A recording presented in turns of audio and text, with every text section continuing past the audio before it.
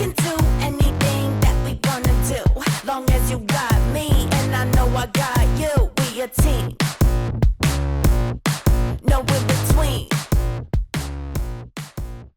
Sari, welcome. Welcome to the chairs. Welcome to the chairs. We have known each other, I don't know, probably, you were one of the first people to come to the Wise and Wonderful Women meetings. So, yeah. You are a sex therapist. I am. I envision a sex therapist. You're in a room, there's two people, you're trying to guide them into having sex, and this is how you do it. You put your arm here, you put your leg here. Obviously, that's not what's happening here. What does a sex therapist do? So people come in either individually, even if they're partnered or single, or as a couple, when they're having an issue around initiating sexual activity with someone, during sexual activity, having difficulties with arousal, having difficulties with functioning. How did I go from a couples therapist, general couples therapist, to a sex therapist? Right. In my training, both in social work school and in post-grad training in family and couples therapy, no one talked about sex, and no one trained you to talk about sex. It's such a huge part of a relationship. Huge. How could you not? Right. It didn't make sense to me, and I had some cases in my practice where I didn't want to assume that the relationship was the issue. I knew I had come up against a wall of my own education that I needed to pursue. Do you mostly see individual people or couples together? You know, I would say at my center 50-50? that we 50-50. 50-50. Yeah. If you're seeing a couple, do you usually only see them together, or do you sometimes break them apart? It's an excellent question, because I think there are couples therapists who see couples only exclusively. I do not do that. I actually see partners separately, individually, in order to get what we call a sexual history, where we go back and we ask them a lot of questions about how they grew up, what culture, what religion, what community, right? That has a huge impact on how we think about sex. For sexual pleasure by yourself, what my gynecologist was saying, that it's important, if you're not having regular insertive sex, as she says, that you keep the doors open, so to speak, that you are not just having an orgasm from using an external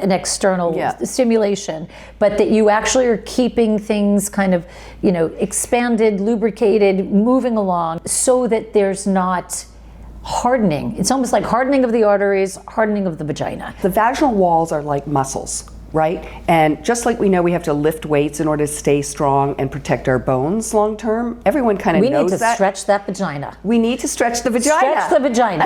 Lift weights and stretch the vagina.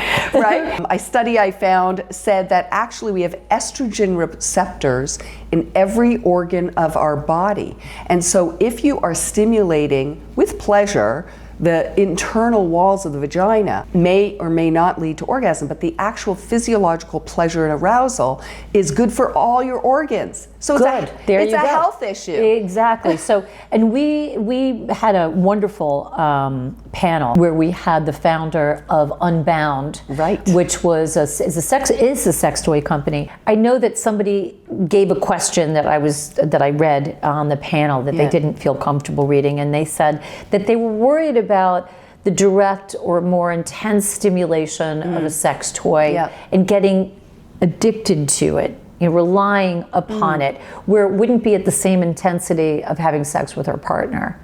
Where does that come into play? I just think it's a different stimulation. Right. And that, who says you can't incorporate a sex accessory with a partner? Yeah, it's not like you're just using it alone. Yeah. I mean, there's a lot of different ways to feel pleasure. Right. I was happy that people felt like they wanted the information, that they wanted to come, that they were, that they were there and asking questions, and it was so much fun. And there were all kinds of things, and it was so funny because she was saying that you had to use moisturizer on the vagina, and then I just jokingly said, and I need to have a mask, and she said, as a matter of fact, we've got vagina masks, and she whipped them out and then was handing them out, and people were like jumping over the table. So anyway, whether you use a lubricant that is, because I thought, and just a misconception, water-based I thought would be healthier, but silicone, it sounds like, in terms of lubricant. If you use silicone, it's silicone-based lubricant. Okay. Correct. It's slipperier. Okay. You can use it in water sports, if you will. Water sports. There you go. Stop it. Stop it. Okay. Here we go. Okay. Yes. However, you can. And it lasts a little longer. It lasts a little longer. Okay. It doesn't get sticky. But you can't use it with the silicone sex toys. Right. Yes, I remember that. And from you our can't panel. use it with some of the condoms if you are working with someone with a penis. So, question actually regarding condoms, but we have someone that maybe needs a little bit more stimulation, but then you're wanting to use a condom because it's a partner that you're not committed with. So now what do? I mean, because you need to use a condom, but sometimes it's probably not going to be able to work. So here's the thing. My model is called the sex esteem model because one has to have enough esteem to be able to talk about these things. I love sex esteem. That's great. Thank you. Yes. But it's our bodies are getting older. And so if you can say to a partner, what is it that you need in order to have an erection that's really pleasurable for you? Right? Then they can actually answer in an honest way. The research shows that men, when they get older, actually need more hands-on, if you will, stimulation. In other words, when they were younger, once they got aroused, that was it. That was it. It's like the supersonic missile was ready to go. But as you get older, you actually need more continual stimulation. Depending on their history, I always say the PDE5 inhibitors, like Cialis and like Viagra, only work as well as the anxiety is low. And anxiety can actually overwhelm the medication, which is actually very strong. Yes. And so if that's going on, that's an interpersonal systemic. Right, so we've got to get the anxiety down. When there's a big shift in somebody's life, you see a lot of relationships falling apart. You do. It's a time of sort of looking back and looking forward. We have this term, midlife crisis. It usually pertains to men. I would just say, I think it pertains to everybody. And it has to do with one's body changing. If you had spent a lot of time raising children, it has to do with now not having that responsibility and asking oneself, well, what is it that I really, really want?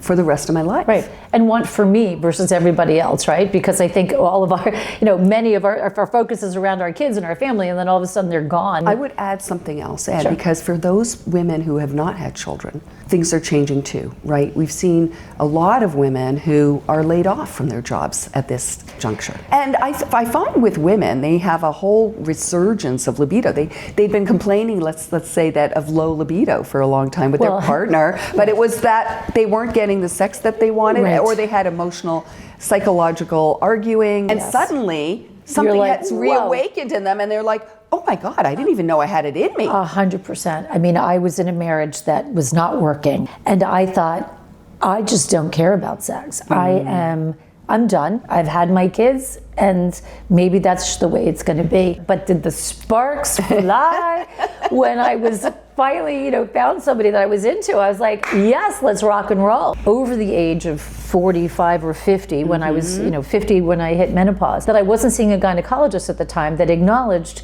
that you needed an estrogen suppository. Your lining starts to thin. Is not a matter of you not being turned on, but it's a matter of physically, it's just not there as much, right? And you need to also medically be able to prevent as much as you can UTIs, and so it's more comfortable and satisfying, but also that you're staying healthier by using those estrogen suppositories. I always explain it to women that you're going through withdrawal. Think about it as going through withdrawal. And so for years, gynecologists were trained not to provide hormone therapy, because because of the misinformation. The fact that it is only in terms of sexual satisfaction that you see Viagra all over the place, advertised, shouting it from the rooftops, but nothing for women. Right. So there's obviously a double standard when it comes to male sexual pleasure and health and women's sexual health and pleasure. And there's the shame factor.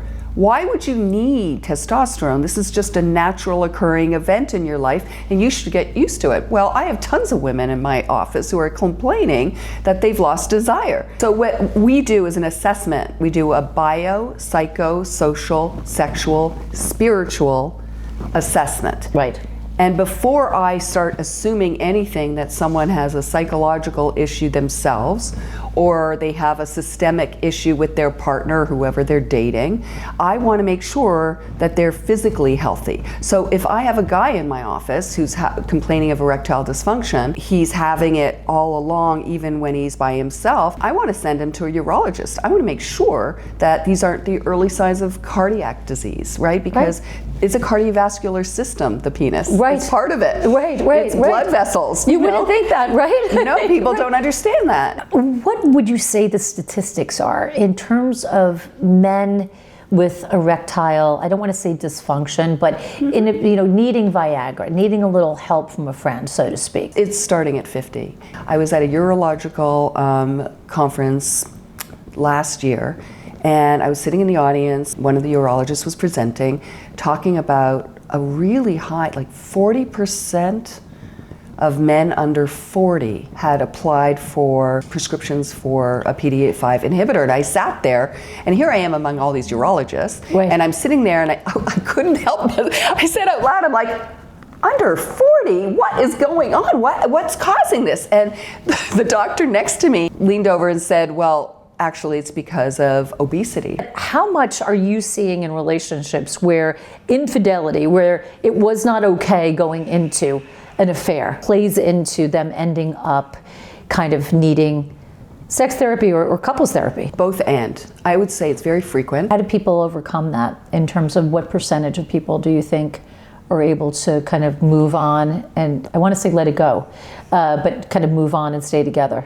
I would say quite a few. Right. And so those are the people I'm seeing who really are committed to trying to repair and heal. Right. I would imagine if they end up in your chair and they're making the commitment to see you, that you already have two people that are on board. And so what they're really embarking on is relationship 2.0, because they can't go back. Because what was behind them was not working for either of them, frankly. Right. And so they have to actually look at rebuilding trust, talking about what it was that they were missing, and how are they going to really listen to what the other person's needs are and understand what their own needs were that they never even vocalized. So glad that you came in to talk with me, because I know how busy you are and you've got a full schedule. Well, thank you for coming. Thank you for coming, so to speak. Anyway, thank you so much for coming. Thanks.